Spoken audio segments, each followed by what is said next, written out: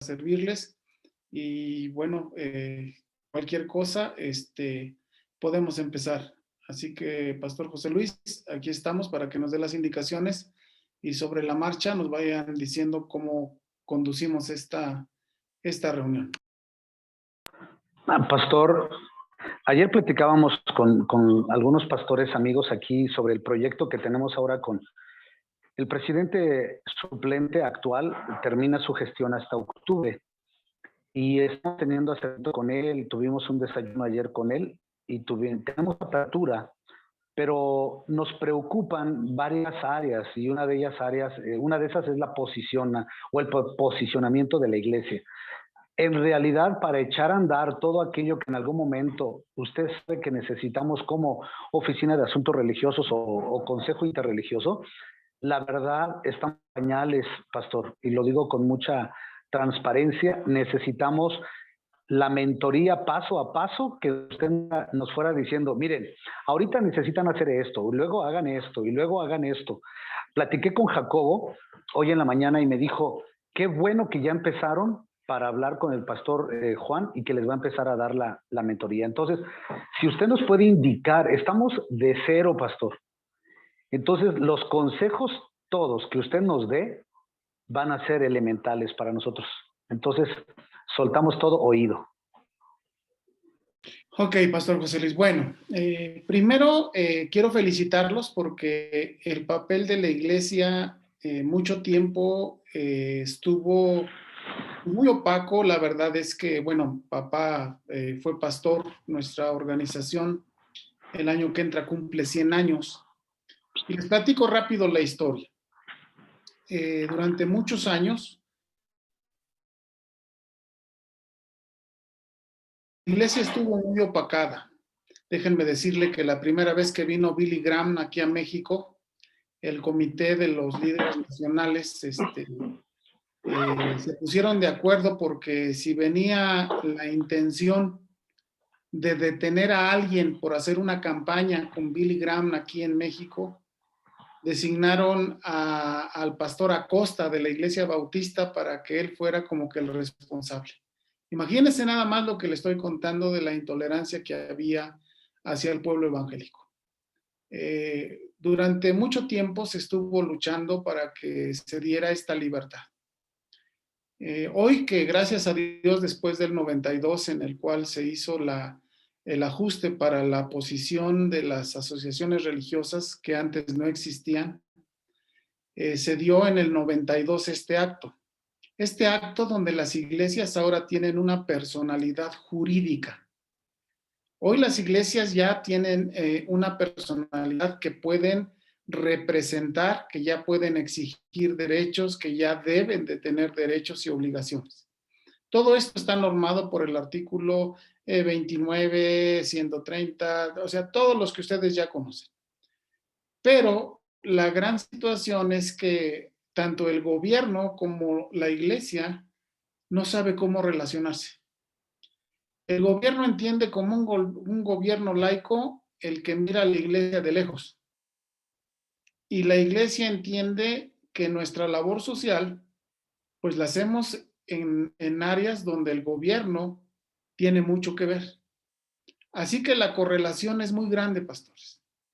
Hoy cada día se está dando más, pero no es fácil esta relación. Y déjenme decirle que no solo con ustedes. Es muy difícil en todo el país. Porque nunca la iglesia había tenido un posicionamiento donde pudiera desarrollar un rol social de mucha importancia. Como les decía en Puebla, José Luis, si recuerdas, estuvimos con el presidente en enero del año pasado y exactamente le hacíamos ver la importancia de la iglesia, porque si bien el gobierno tiene programas sociales, quien se enfoca directamente en fortalecer la familia es la iglesia. Quien mantiene los valores y principios es la iglesia, porque el gobierno no tiene herramientas. Usted va al DIF y lo único que tratan es de conciliar a los matrimonios que tienen problemas o situaciones así, pero realmente no tienen un proyecto o un formato de cómo hacerlo. Los canalizan con psicólogos, los canalizan a veces con psiquiatras, hemos logrado que nosotros seamos ese punto donde el gobierno pueda ver qué tan valiosa es la iglesia. Entonces, hoy lo que tenemos que hacer en todo el país es hacer presencia dentro de todas las esferas de gobierno, en el gobierno federal, que es el Ejecutivo Nacional, el Ejecutivo Estatal y el Ejecutivo Municipal, es decir, presidente, gobernador y presidente municipal.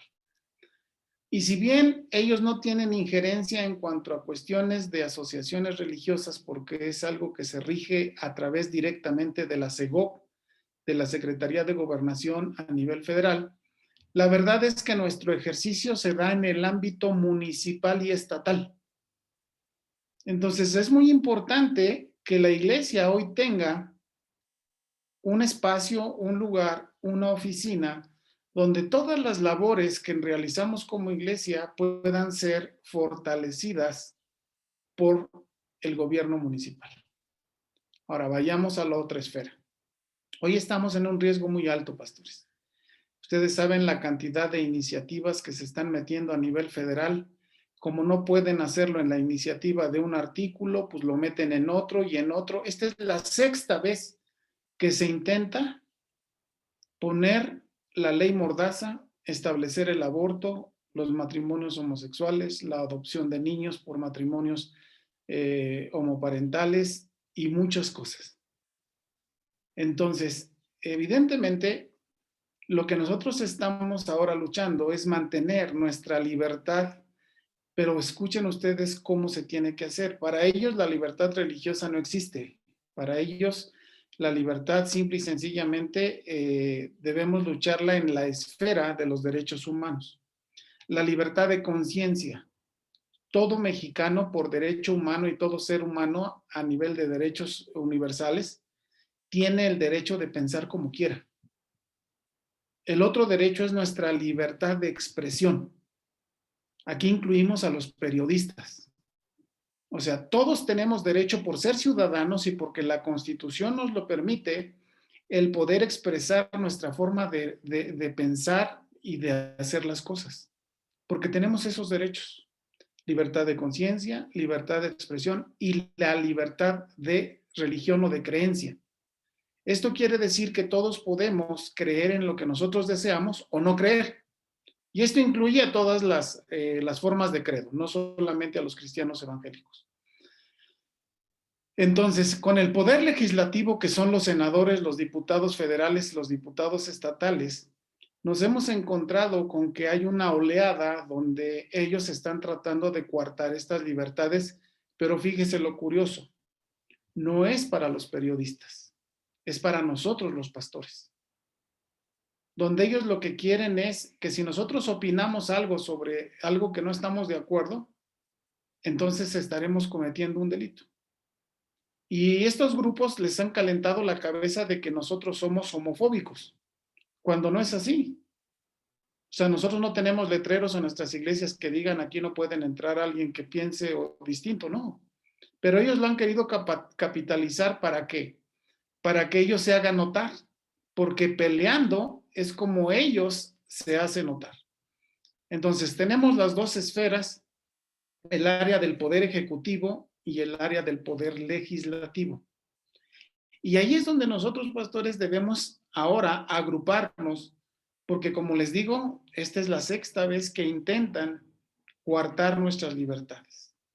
Por ejemplo, si alguien va llevando a una persona a consejería y usted opina distinto de su forma sexual, ellos quieren que esto se tipifique como un delito, cuando usted no fue por él. La persona se acercó a usted porque entiende que no puede desarrollar su personalidad porque está chocando contra nuestra forma natural con la que Dios nos creó. Y así le puedo poner muchos ejemplos. Por el otro lado, pastores, es muy importante también el entender qué estamos haciendo como iglesias. Normalmente estamos acostumbrados a tener nuestros auditorios, tener nuestras sesiones los días que se determinan.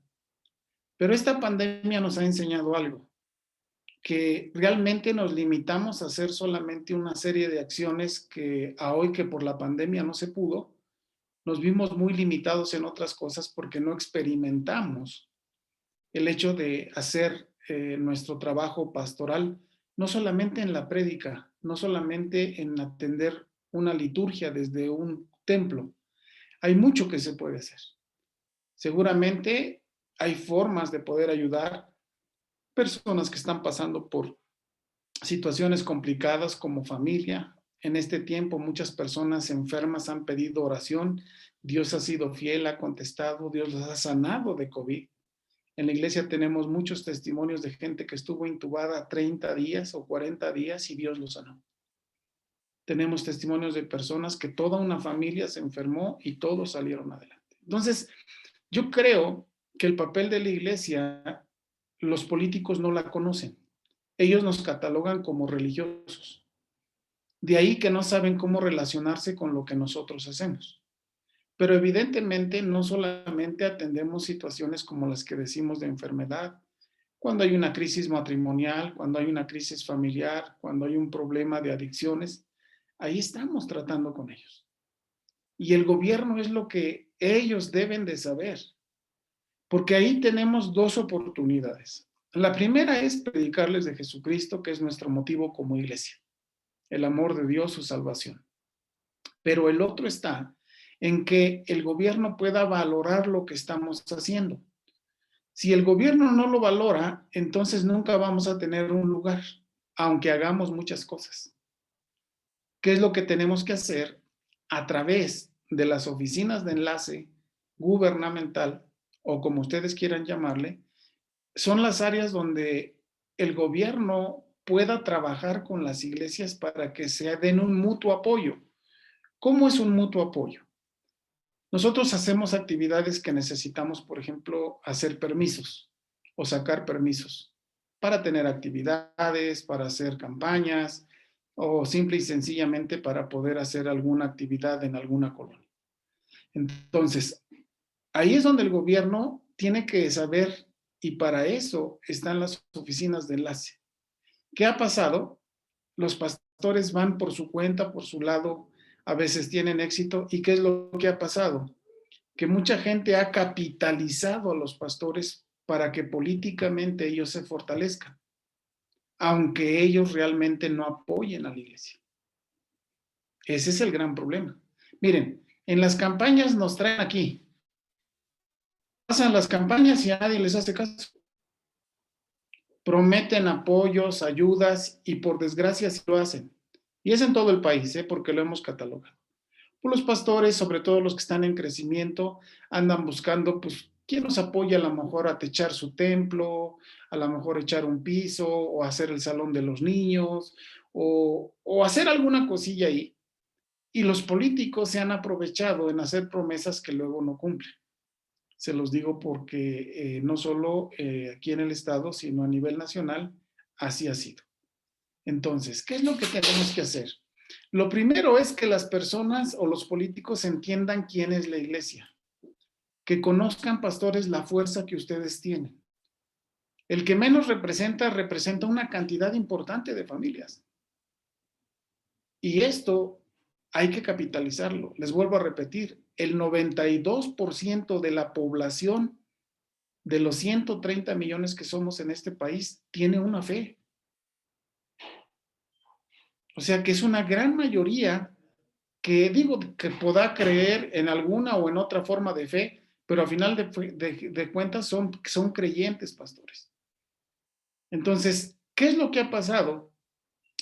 Que al mantenernos distanciados, a veces por nuestra forma de expresar nuestra liturgia, hemos como que permitido mantenernos aislados entre nosotros mismos.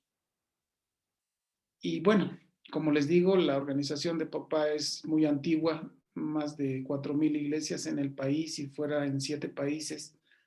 Pero a final de cuentas, hay cosas que hay que aprender a superar y para eso son los concilios de iglesias. No falta la persona que se dividió de otra iglesia y quedó ahí una huella de dolor. No falta la oveja que se cambió de congregación y nos enteramos y pues duele. Duele porque de repente sentimos que nos la robaron o cosas de ese tipo de situaciones.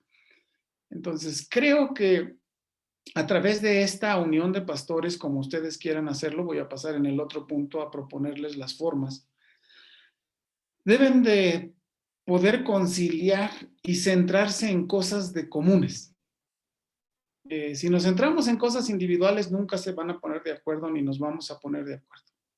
¿En qué sí nos ponemos de acuerdo? En evangelizar. ¿En qué sí nos ponemos de acuerdo? En orar. ¿En qué sí nos ponemos de acuerdo? En proteger nuestros derechos, como les digo, nuestro derecho de conciencia, nuestro derecho de expresión, nuestro derecho de libertad religiosa. Todos luchamos por la familia, todos luchamos por la vida.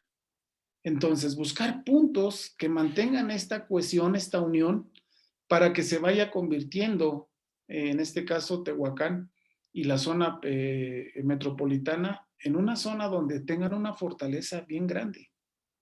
Déjenme decirle, por ejemplo, que hasta 2004, en lo que era Pachuca o donde estamos nosotros, no era tan fácil las cosas.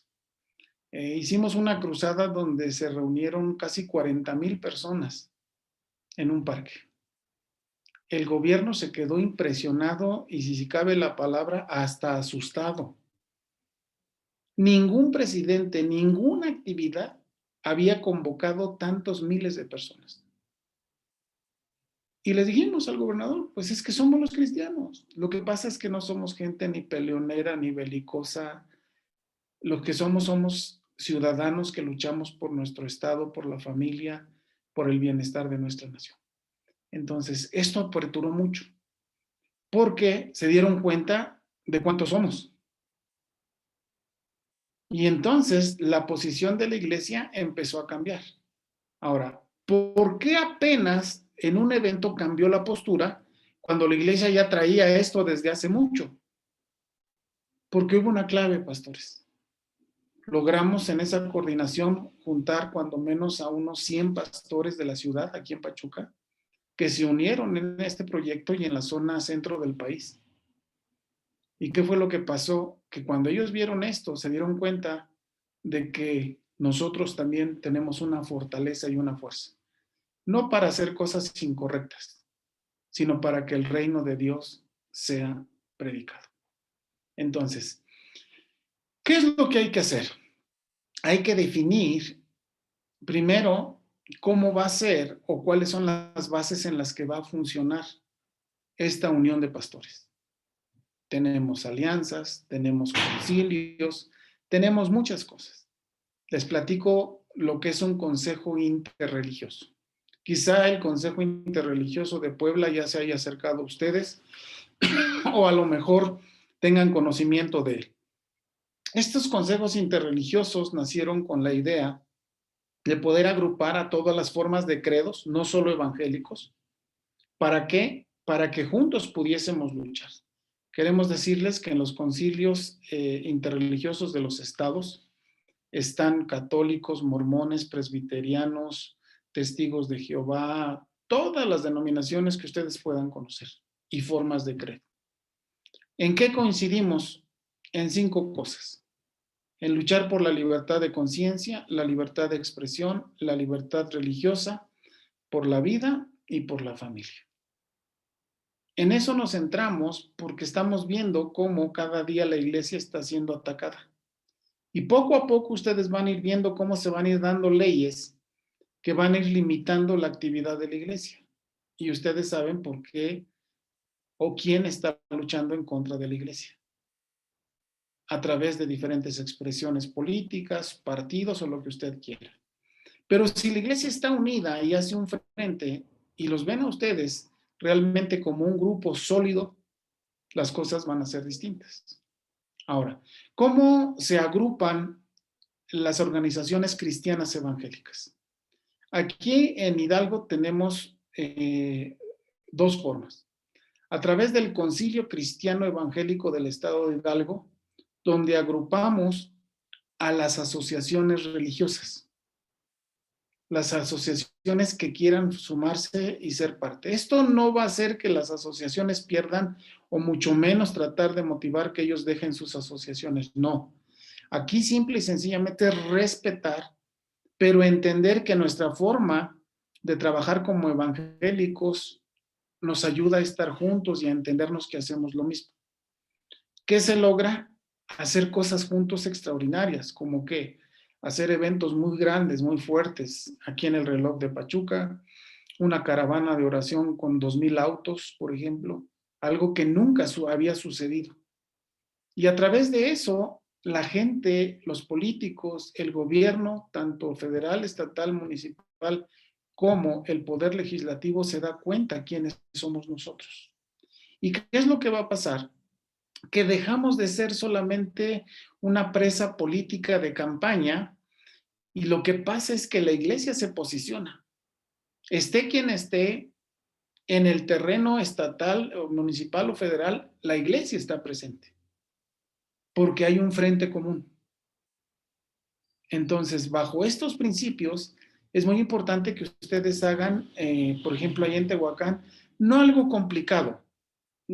Aquí en Hidalgo pasó algo antes de que yo fuera su asesor, por ejemplo, en Pachuca, había un acta constitutiva donde decían un montón de cosas que nunca se hicieron, pastores. La verdad es que fueron muchos puntos que solamente nacieron en una emoción y nunca se hizo. Entonces, lo que estamos sugiriendo y lo que estamos proponiendo que nos ha funcionado es hacer solamente 10 principios básicos, como trabajar juntos por el reino de Dios, trabajar juntos en proyectos evangélicos de oración, hacer campañas sociales unidas para bendecir ciertas colonias o gente, por ejemplo, con despensas y con todo lo que se pueda capitalizar. Y a través de eso, ¿qué es lo que va a pasar? Ustedes van a ser el foco donde el gobierno va a trabajar. ¿Qué ha pasado? Cuando el gobierno quiere apoyar, de repente me llaman de gobierno y me dice, aquí está un pastor que se llama fulano de tal. Y dice que es esto y nos viene a pedir 25,000 pesos de apoyo para hacer una actividad. Y resulta que esta persona no es ni pastor, pero se presenta ante el gobierno como pastor y pide una ayuda. Y bueno, pues como hay una muy buena relación del gobierno con nosotros, ellos quieren ayudar, pero mucha gente se aprovecha. Entonces, ¿qué es lo que pasa? No, ahora ya hay un orden. Ahora ya, bueno, efectivamente, si el pastor está haciendo una pared, si está poniendo techos, si quiere láminas, si quiere, lo que logre y puedan apoyarle, está bien, porque además el gobierno tiene que hacerlo. Pero nos damos cuenta que todo esto se va dando hacia verdaderas iglesias y verdaderos pastores. Entonces, esta es una de las cosas interesantes que usted y yo podemos tener y hacer si logramos que haya algo que identifique al pueblo evangélico como el Concilio Cristiano, en este caso, de Tehuacán. Concilio Cristiano Evangélico de Tehuacán. Todas las personas pueden entrar. No hace falta tener un registro ante la Secretaría de Gobernación. Aquí entran todos los proyectos cristiano-evangélicos que estén haciendo una labor. ¿Qué es lo que hace este concilio o qué es lo que hace esta representación? Ayudarlos.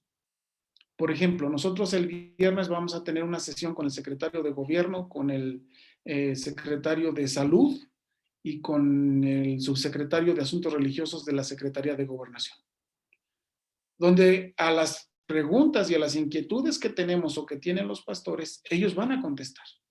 Muchos de ellos pues no tienen un registro y piensan o caen en manos de alguien que les dice que es muy complicado cuando no es así. Es muy sencillo sacar un registro cuando se lleva el procedimiento. Pero cuando no saben, pues les cobran dinero, hacen muchas cosas.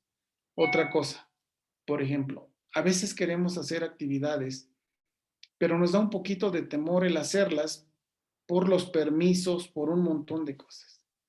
Déjenme decirles que todas las actividades religiosas solamente son informativas. Esto quiere decir que nosotros les comentamos qué es lo que vamos a hacer Y ellos como gobierno tienen la obligación de darnos, por ejemplo, ¿qué? Seguridad. Por ejemplo, si hacemos una campaña, en el caso del municipio y el estado, ellos tienen que poner la seguridad a dónde vamos a estar.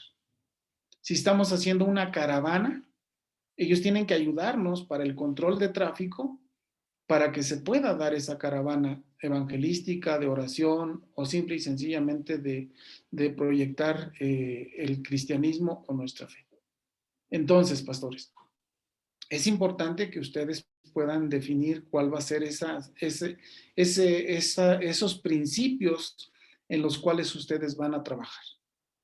Y una de las cosas que hay que ser muy claros es, primero, la mesa directiva debe de estar muy consciente de saber que están trabajando sobre esos principios. Y todas las personas que se sumen, decirles que ahí es donde se tiene que trabajar. ¿Por qué? Porque de repente lo que pasa es que se disgrega mucho el objetivo y al rato acabamos haciendo un montón de cosas. ¿Y qué es lo que pasa? Que realmente la iglesia no se fortalece. Pasan los años, pasan las décadas, pasa mucho, pero realmente no crecemos. ¿Por qué? Pues evidentemente, porque no estamos haciendo el trabajo como tenemos que hacerlo. Y una de las cosas importantes es entender nuestra relación con el poder ejecutivo y con el poder legislativo. El día de mañana vamos a tener un desayuno con nuestra senadora por el estado de Hidalgo. Y le vamos a decir exactamente que estamos preocupados por todas estas iniciativas de ley.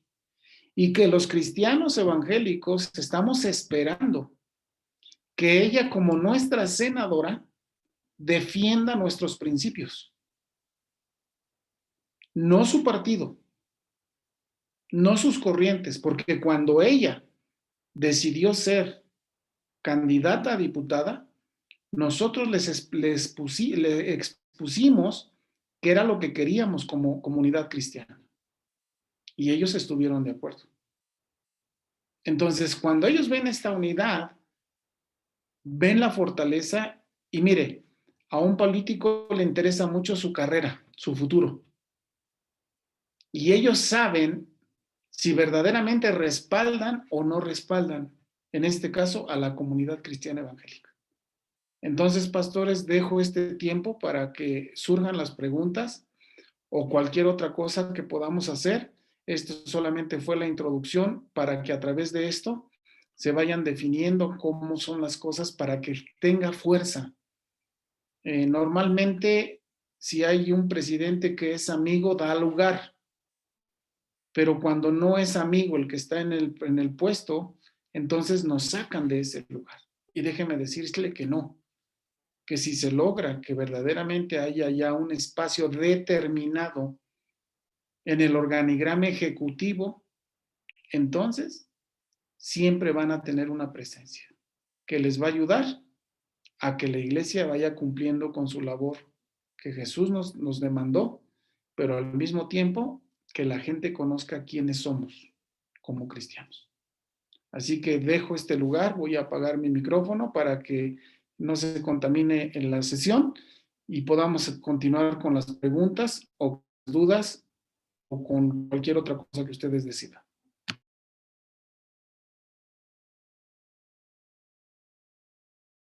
Y